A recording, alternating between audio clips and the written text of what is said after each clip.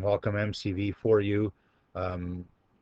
Last class when I said that the next lesson was going to be on trig derivatives, well, I suppose I lied. I didn't really lie. I just forgot about today's stuff, which is actually kind of like review from chapter 4, or 3 rather. 3, which was the optimization problems. And so uh, that's what we're getting into today. But first, another crack at this idea of local extrema and sketching the functions. So you have to have tried this, otherwise it's no good. You have to actually practice these skills, and I'll take them up and show you a few tricks perhaps as well. So off we go. Remember, pause if you're wanting to fill in some details or try something. So local extrema, really all we're asked for is the local extrema, which is the mins and maxes, right? That's the MM and the M2I2 acid algorithm. If we're asked to sketch, we might be able to get away with the sketch from just our initial calculations, but maybe not. Well, let's answer this question, and then we'll worry about the sketch later. So I took the derivative. This is a product rule, and then I found some solutions, right? There's actually 3 factors here. The first one gives me a solution, the second one does not give me a solution, and the third one does. So there are my candidates for local extrema, and then I put those on my sign chart, and notice that when I think of the table of values, 0 gives me the y-intercept. So I put in 0, I get 0.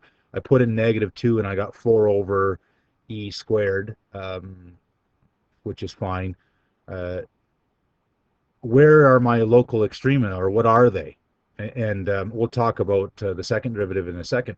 Well, I've got 3 things multiplied. All I need to do is analyze the signs of them. So for instance, for all this stuff over here, x is greater than 0, positive, positive, positive. So a whole bunch of positives, and then I'll have that the function's increasing after x equals 0. But in between here, in between -2 and 0, this part's negative. E to the x is always positive, so a negative times a positive. And then for the values of x between 0 and 2, it's kind of like the 2 makes this thing positive. So it's a negative times a positive times a positive. It's negative.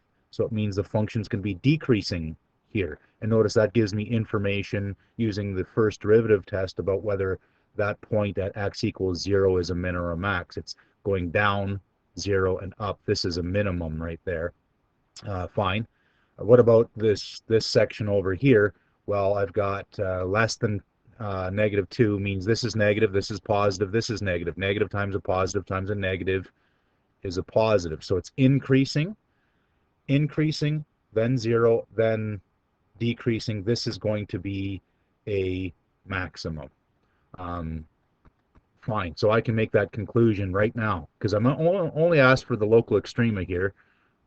So therefore, the point -2, whatever that was, I said 4 over e squared, is a increasing, flat, decreasing is a maximum. And 0, 0, decreasing, flat, increasing is a minimum. And there, I'm done this part. This part's done. Okay? But I wanted to remind you that I could use the second derivative to help me with this if I want to. Certainly it'll help me with the sketch. So let's go through that real quick. And notice the second derivative, I left this version. You could have taken the derivative of this version, but I wanted to use the extended product rule just to remind you of that. I kind of have 3 things, right? 3 factors, and the extended product rule says I take the derivative of 1 and then write down the other 2. Take the derivative of 1, which was this one here I took the derivative of, and it's just that function itself. Write down the other 2. Take the derivative of the last one and write down the other 2. And then I factored out the common factor e to the x, and then what was left was this, and then that's a quadratic. So if I'm looking for my points of inflection where the second derivative is 0, I get no solutions from that. This doesn't factor, but it does give me 2 solutions from the quadratic formula. negative 2 plus or minus the square root of 2.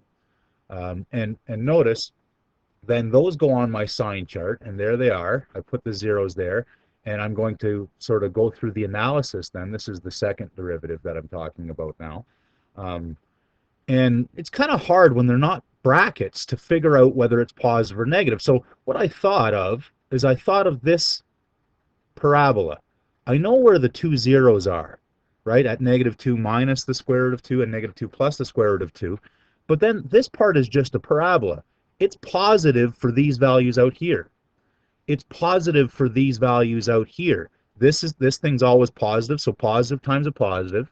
This is going to be a positive out there.